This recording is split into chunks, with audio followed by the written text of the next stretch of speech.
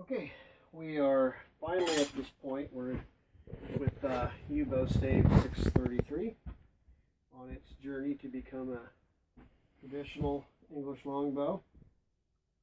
As you can see, the profile has changed a lot since it was a stave. It wasn't a big stave to begin with, but now it's definitely streamlined down, and my focus is that taper down to where it diminishes to the point like you slow taper. And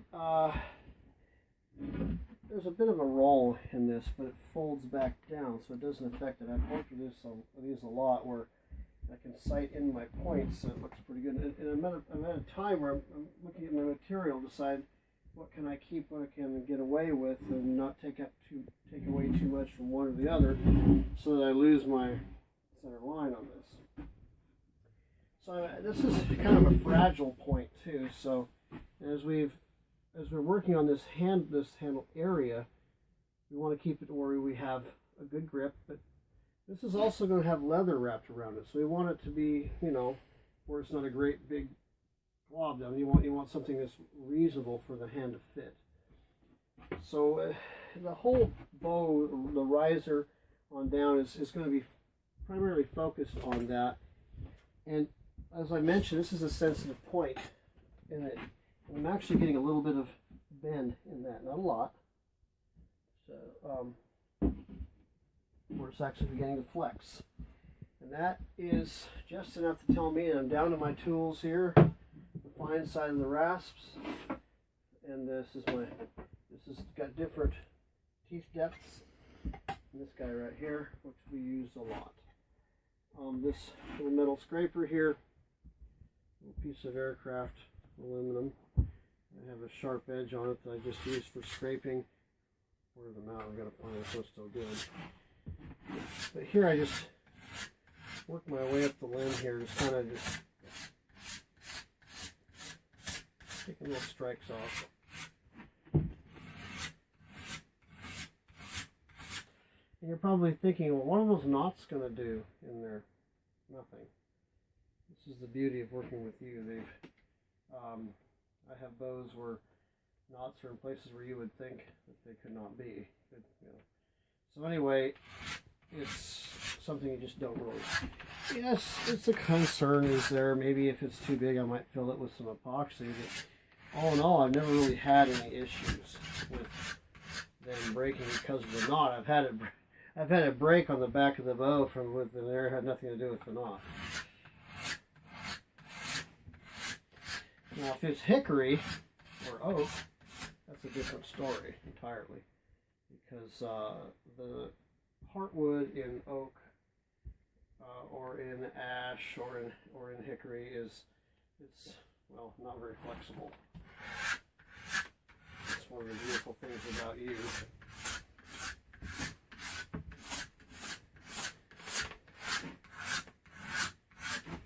But what I will continue to do is now take my rasps, and this guy, I have got this smaller rasp right here, and I use it for a lot of times mostly toning down the nocks, but if I see areas in here where it might be a nice little lift here,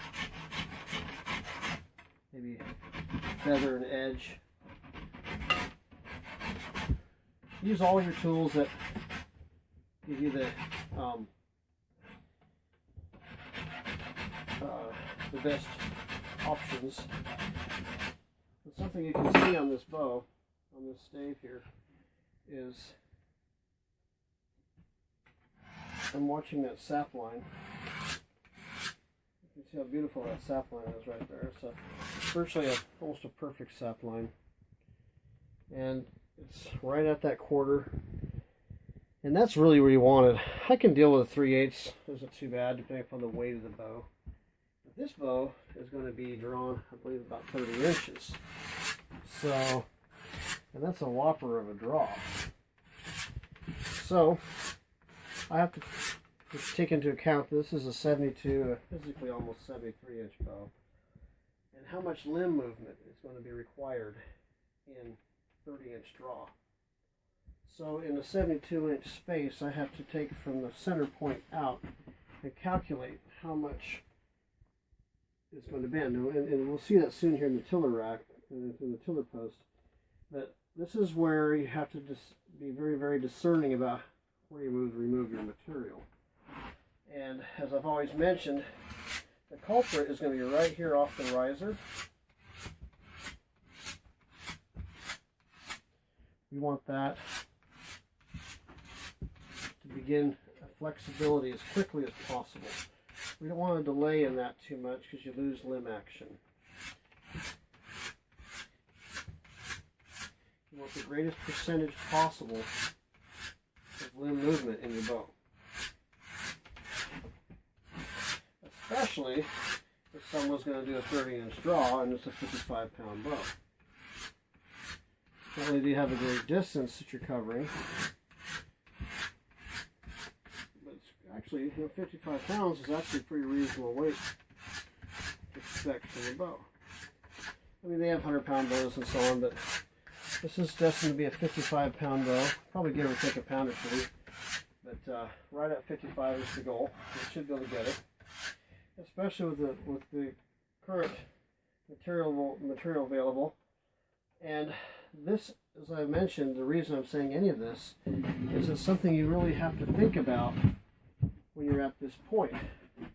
That you can't really afford to hog and rasp heavy. That you're going to have to be patient to take your, kind of work with it from this point incrementally.